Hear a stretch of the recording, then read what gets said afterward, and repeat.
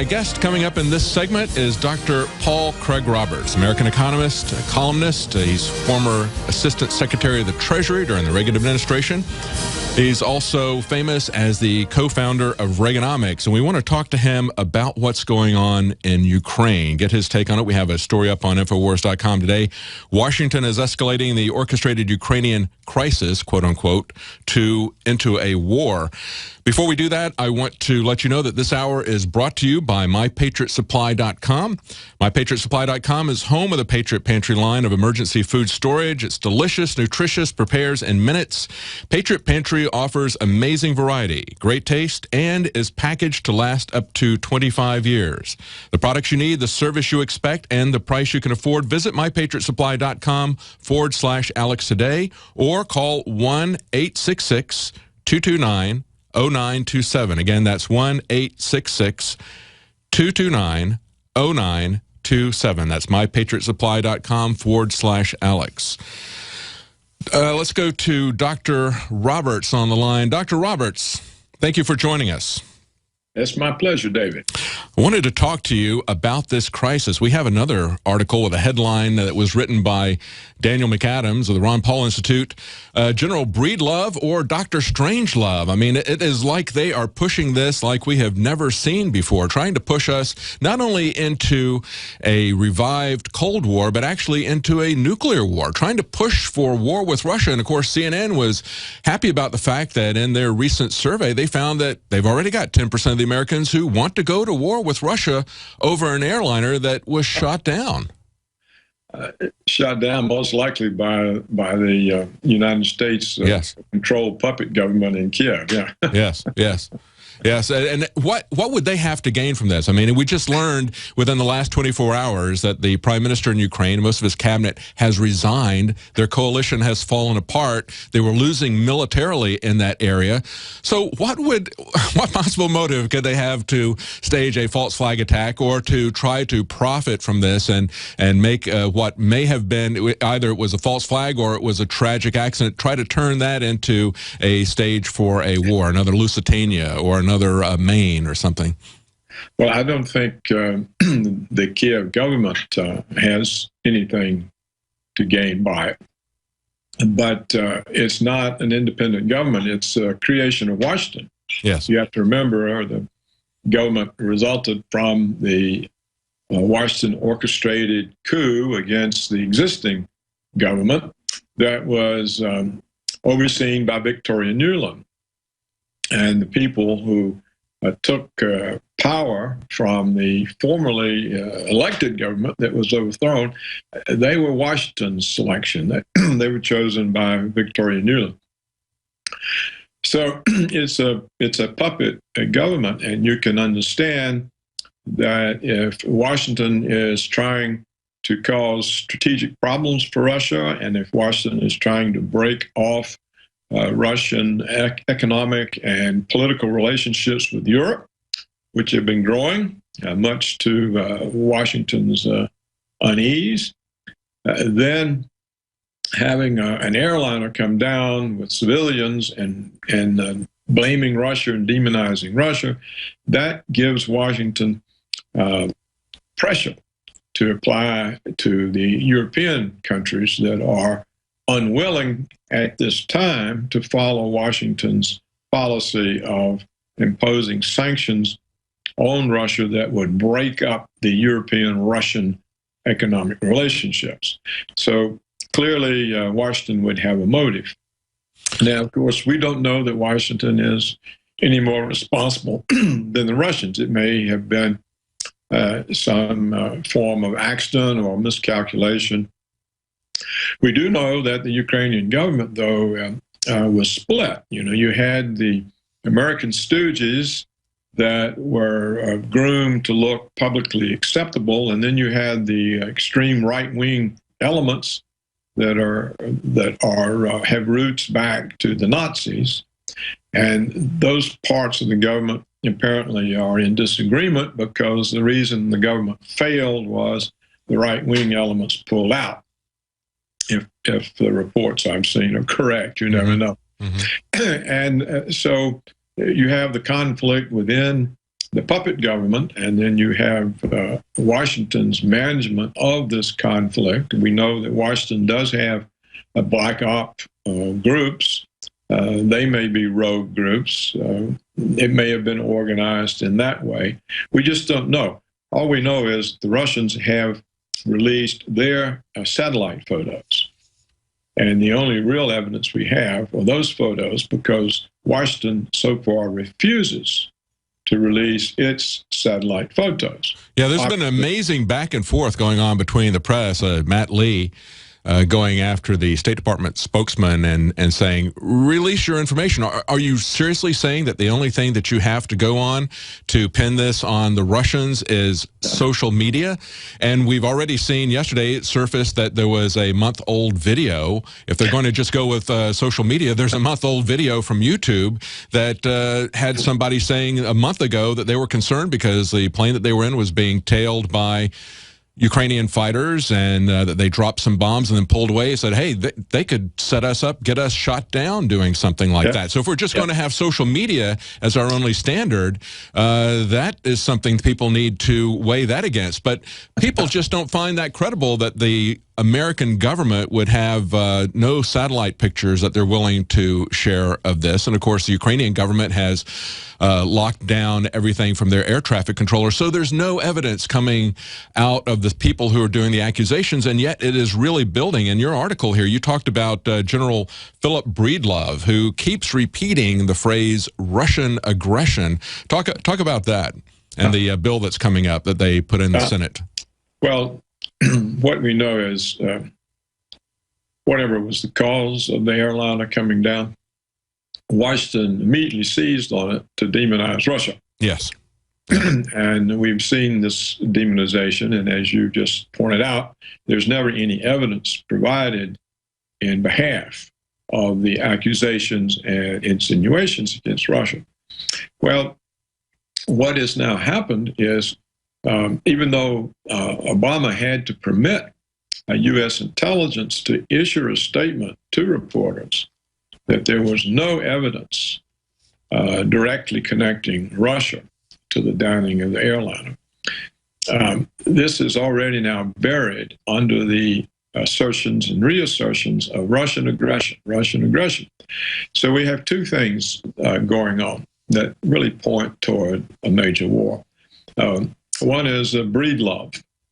He's a four-star general and NATO commander, American, and he has a plan that he is presenting at the NATO summit in September that requires an enormous buildup of military stockpiles, equipment on the Russian border, such that troops could instantly attack Russia en masse.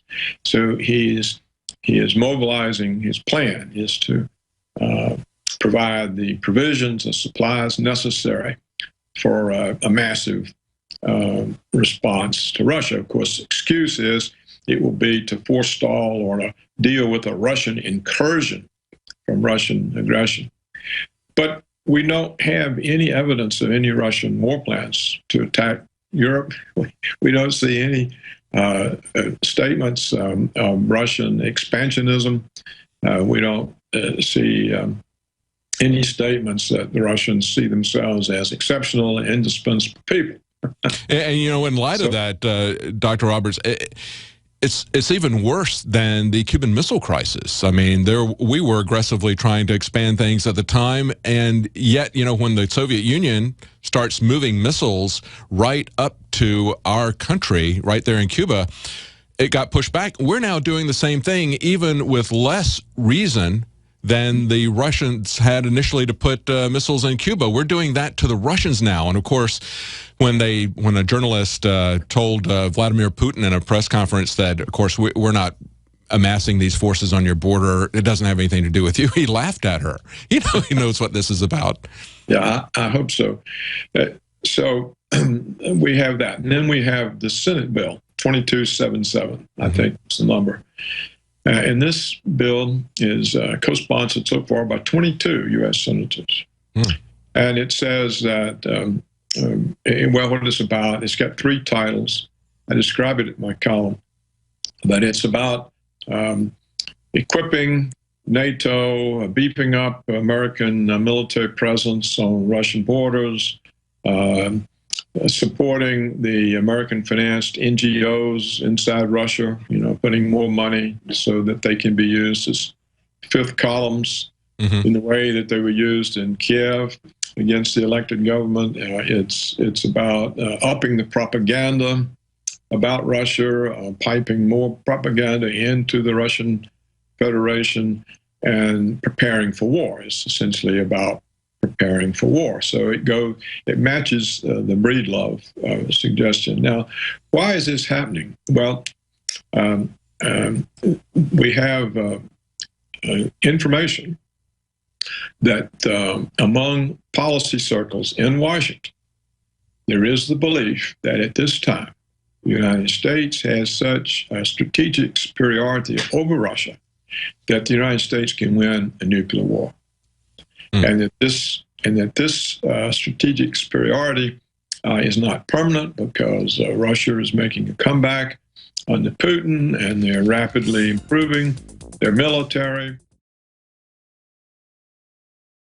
This is Alex Jones for InfoWarsLife.com. The latest in preparedness is now here. An electrically stabilized colloidal silver solution that can be added to both your home cabinet and preparedness pack alike. Concentrated to 30 parts per million in what has been dubbed the survival silver solution. The new InfoWars Life Silver Bullet Colloidal Silver is the answer for you and your family. And it's entirely free of toxic artificial additives that are loaded into many products. The InfoWars Life Silver Bullet Silver is so powerful that it is concentrated into a 2-ounce bottle and is not recommended for extended continual use. This is not a low-grade formula. We are working with one of the top laboratory manufacturers in the United States to bring you the best form of colloidal silver using electrical processes within a base of deionized water for your preparedness storage or your home kitchen. Purchase your bottle of InfoWarsLife.com Silver Bullet Colloidal Silver today and find other amazing supplements at InfoWarsLife.com. Welcome back to the Alex Jones Show. I'm David Knight in studio, and I have on the line Dr. Paul Craig Roberts, American economist and columnist, and former Assistant Secretary of the Treasury during the Reagan administration and co-founder of Reaganomics. And Dr. Roberts, just before we went to break, you had a bombshell statement. I want you to repeat that again. We're talking about General Breedlove, and you were saying that you believe that they think they've got a window of opportunity to win a nuclear war here with Russia, that this isn't just about reviving the Cold War for the military-industrial complex's profits, but they actually want to push into a confrontation. It certainly looks like that. But go ahead. I want you to continue with that. If you could restate that, because that's very important. This isn't new or anything. In fact, one of the articles is available. It's in the Foreign Affairs, the publication of the Council on Foreign Relations, which is one of the main vehicles where U.S. foreign policy is discussed and worked out. And there's an article there, it's several years old, I don't really remember, in which it explicitly makes clear that the United States has this advantage, that there's a window of opportunity, that the advantage is so great that the United States can initiate war with Russia, win, and be rid of the threat of another global power coming on the scene that could block American hegemony in the world. You may know, David, you may know that the Brzezinski Doctrine and the Wolfowitz Doctrine both say that it's imperative on American foreign policy and military strategy to prevent the rise of any other global power. Yes. This is the goal, and that's what works. That's what the Ukraine works into. So, these sorts of things are discussed in Washington, and the same sort of alleged window of opportunity existed during the Cuban Missile Crisis.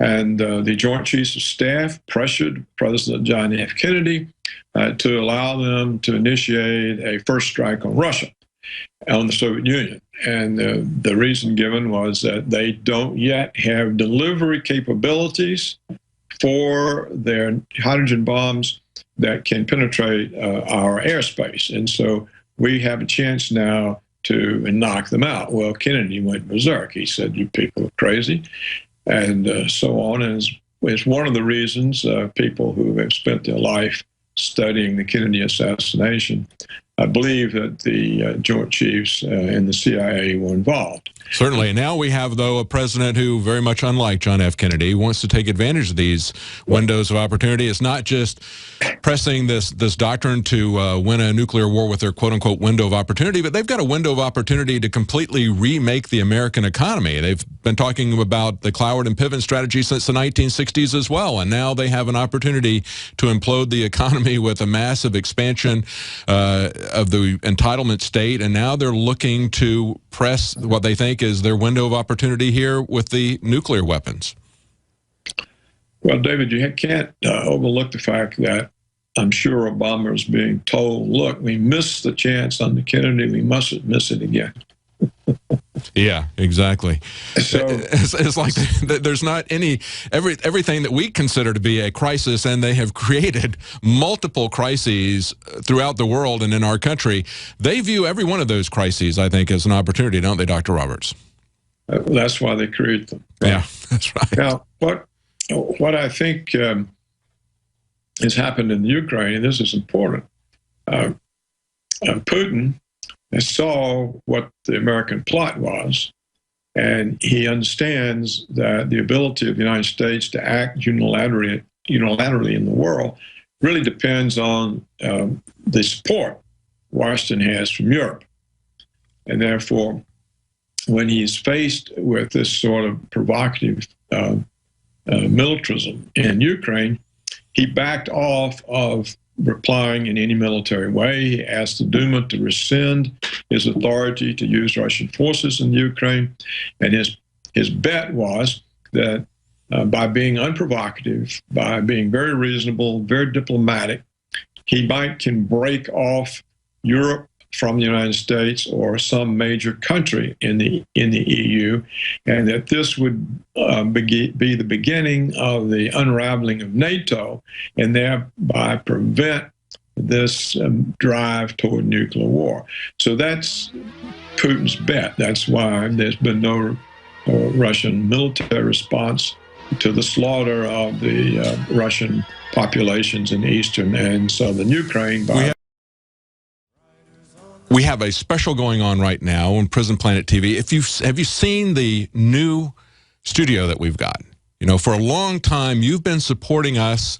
That's how we operate. Your contribution, your subscription really is our budget.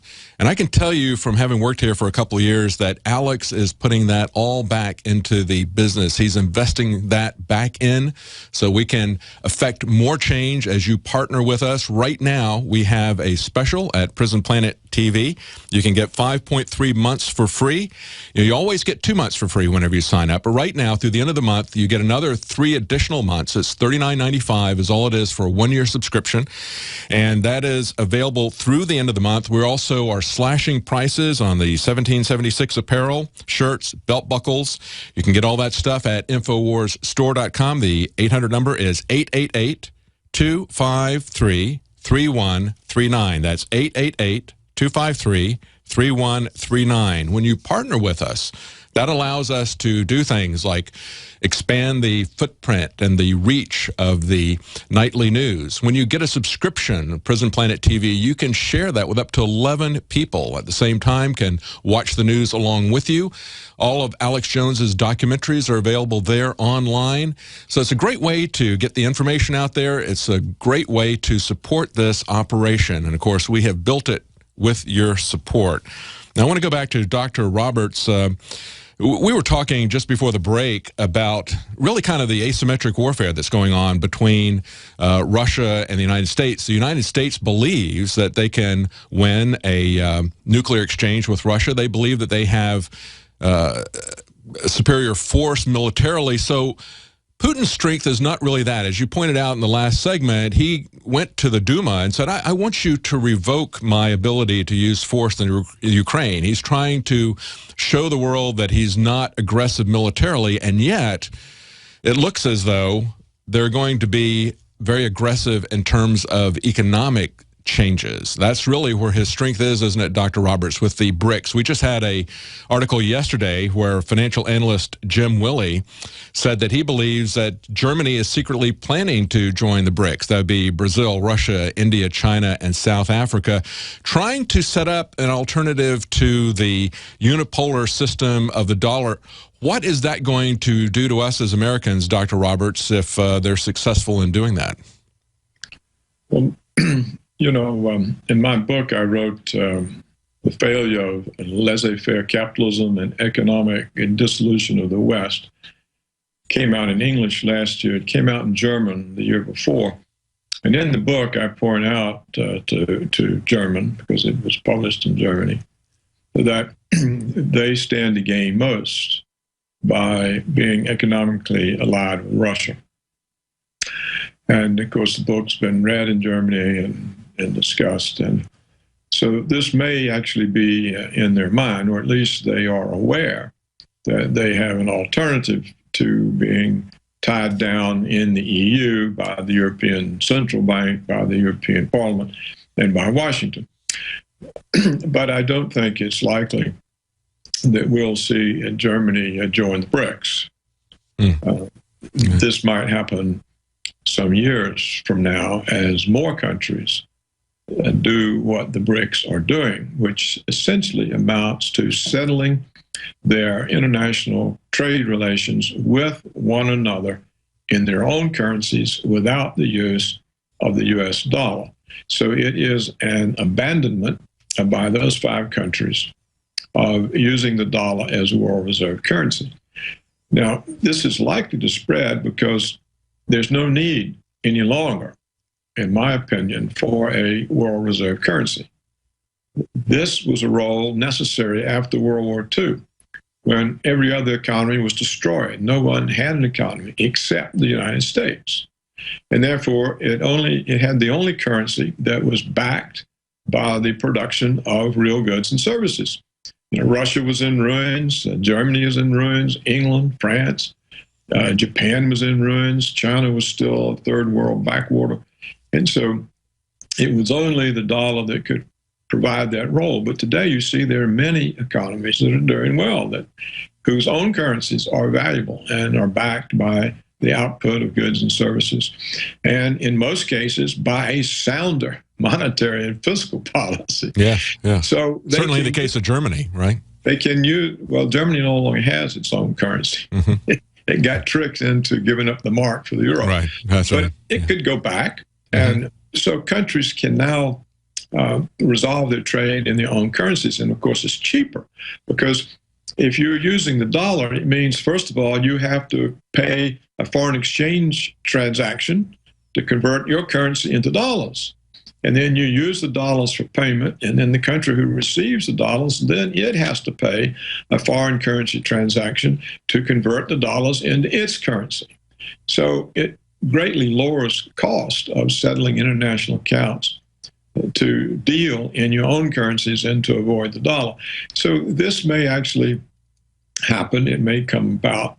And of course, if the dollar loses its role, it means demand for dollars collapses, and so would the exchange value of the dollar.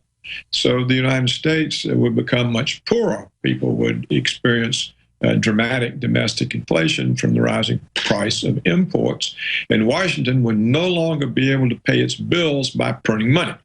Yes. So the BRICS, in this sense, represent a major threat, and that would be another reason Washington might want to take out Russia, because Russia is one of the 2 foundations of the BRICS, along with China.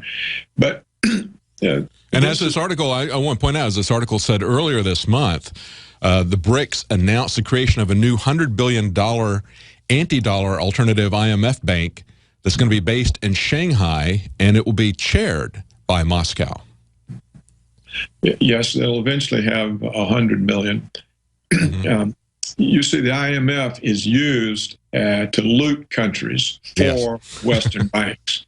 Yes. And finally, the Russians and the Chinese and the Indians have caught on. Yeah, they're going to set up their own looting regime, right, to do that. Yeah, we've been living off of this credit card economy ever since we were able to do that after World War II. As you point out, so many other countries actually have a much sounder economy than we do. So what happens? You said it's going to be massive inflation. We all know that. I mean, just how bad do you think it's going to be? Is it going to be kind of a hyperinflation once the world goes off of the American dollar? I can't predict, but I can predict U.S. living standards will take a big hit. Yes. Yes. But this could be long in coming. It doesn't mean it's going to happen this year or next. It could be long in coming. I think that Willis, he sees the direction of things, and of course I see the same directions. But I think he's a little bit premature in the actual happening. But of course, it could happen quickly. Well, one of the things that he mentioned that I thought was interesting was he thought that the NSA spying on Germany was largely out of a paranoia that they might be trying to make some financial move. Now, whether or not that's true, certainly what we have done, what's come to light with the NSA spying, has prepared the German public to want to essentially distance themselves from us. And, of course, we dictate sanctions to them, tell them they have to join with us on our foreign policy. I would imagine that a lot of countries, not just Germany, are getting pretty sick and tired of that. Well, they may be. Actually, one of the main parts of one of the titles of Senate 2277, the bill, is to ensure our integration of the German military into the American military. So clearly there is the intent to put Germany in position that its military is dependent on American operational procedures and technology and cannot act independently. That's what Washington uses NATO to do. It incorporates the militaries of the other countries into it in a way that they are dependent on the communication system controlled by Washington and all the weapon systems and everything else. So in a way, it makes these militaries unable to function outside the American umbrella. So I don't know that, to come back to what we were talking about, that Putin's bet will pan out for him. Instead, what's happening is there's slaughter of these Russian-speaking people who are living in territories that formerly were part of Russia itself, territories that were attached to the Ukraine by various Soviet Communist Party leaders. And this, of course, if it continues and these people continue to be slaughtered the way the Palestinians are being slaughtered in Gaza by the Israeli military, it will tend to turn against Putin inside Russia. Right now, he has very high standing, but at some point, he needs to take action to stop the slaughter of these people who are formerly Russian citizens. And if he waits too long, it becomes more difficult, because we have seen the announcement that the United States is now sending military advisors to Ukraine. Now, this is the beginning then of U.S. direct involvement in the conflict. If the advisors, if we follow the Vietnam pattern, yes, next there'll be fighting. And so then this makes it harder for Russia to deal with the situation in a decisive way without encountering U.S. forces. Whereas, if Putin had accepted the request for reunification from the Ukrainian provinces the way he did from Crimea, the whole thing would be over with by now, because the Ukraine has no capability of engaging Russian military forces. And Washington would not have had the time to build up all the propaganda against Russia. It would have shown Europe a very clear, decisive action by Russia. They would see that they don't want part of any American plan that puts them into conflict with such decisive decision-making. And this would have been the end of the crisis. So I think that Putin, he made a reasonable and responsible bet. It hasn't worked. What do you make of the resignation of the prime minister in the Ukraine, Yatsenyuk, and his cabinet, and that coalition falling apart, do you think that that's going to be a move towards pro-Russian forces, or is that just sweeping out these guys to get somebody in that's going to be more amenable to George Soros and company and State Department? Yes, I don't think Soros has anything to do with it. It's the United States government. Look, we don't know what happened. It could just be a tactic because the parliament did not sign off on 2 of the IMF austerity demands. And what happened, from my understanding, though we don't have any good reports, my understanding is that the right-wing parties in the coalition pulled out. That collapsed the government, and then that led to the resignation of the cabinet and the prime minister. So I think that the initiating factor may have been the withdrawal of the 2 right-wing parties, the 2 parties that are usually said to be neo-Nazi. That seemed to have been the collapse, and it seemed to have been disagreement over the austerity that the IMF intended to impose on Ukrainians. Now, how this will come out, I don't know. The ministers that resigned are in favor of the austerity. So whether, and they are the ones that the United States is backing. Well, now, of course, they're also going to have elections at this point. Maybe that's another way for them to establish more firmly their control, is to actually have elections for the first time. We hear the press over here always talking about how the self-appointed separatists in Crimea are there, but of course these guys are also just as self-appointed, and if they have the right and the ability to remove themselves from Russia, then of course that means that a subsection of their country also has the same human right to secede as self-government and that sort of thing. But we see that there's very little coverage, I think, actually, of what's going on. Even the fact that there has been a collapse of the Ukrainian government, that's not really covered much in the news here, even though it's just happened the last 24 hours. Yesterday, when I heard about it, from the man who runs global research. I quickly went to the news. There was nothing in the New York Times, nothing on CNN. That's right. Nothing on BBC. Now, I've since heard that last night the BBC had a program on it, but it was nothing on their website, and it had already occurred. So it may be that everybody was waiting to get Washington's spin on it before they reported it. That's probably what happened. It could also be what's happened, David, is that the puppet government there, which is inconvenienced by the right-wing elements to some extent, may have decided that the Ukrainians have had enough of those people, and therefore to collapse the government and have elections might get rid of them. On the other hand, it is these right-wing elements that have the armed militias that were the first to attack the so-called separatists in eastern and southern Ukraine.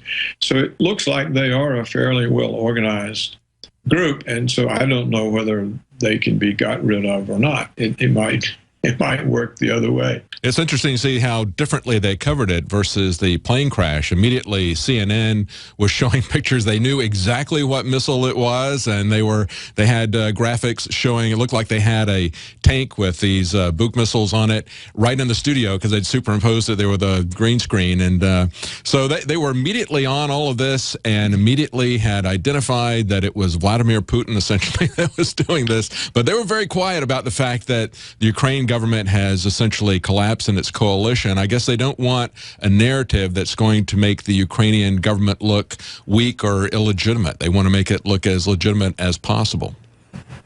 Well, I think the media is just waiting for Washington's spin. And as you said, they were completely ready, on cue, to blame Russia about the airliner. And that makes it look orchestrated. Yes, absolutely. Well, thank you so much, Dr. Roberts. Again, this is Dr. Paul Craig Roberts, American economist, Assistant Secretary of the Treasury. His website is paulcraigroberts.org, and his most recent book is entitled How America Was Lost. His article is up on Infowars.com, talking about the so-called crisis that has been orchestrated, now an opportunity to escalate the tensions between the West and Russia for many reasons. Thank you so much for joining us, Dr. Roberts. You are watching the best of the Alex Jones Show, weekdays from 11 a.m. to 2 p.m. Central. Watch live at Infowars.com/show or become a member of InfoWarsNews.com and help us take resistance to the next level.